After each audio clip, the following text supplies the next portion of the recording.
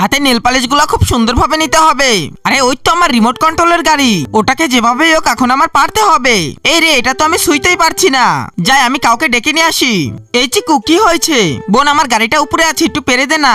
দাদিকে গিয়ে বল আমি হাতে নেল পালিশ নিচ্ছি। দাদি শোনো না।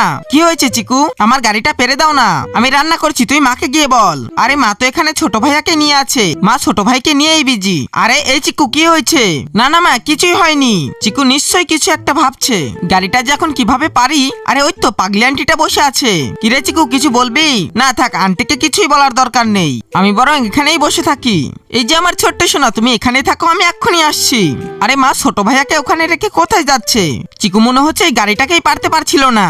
এই চিকু, এই যে নে ধর। আরে মা, তুমি কিভাবে বুঝলে আমার গাড়ি চাই? চিকু, মায়েরা সবকিছুই বুঝতে পারে। মা তুমি এখন কি করবে? চিকু, তোর ছোট ভাইয়াটাকে রাখতে হবে, বাড়ির সবাই এখন কাজ করছে, মা আমাদেরকে অনেক ভালোবাসে।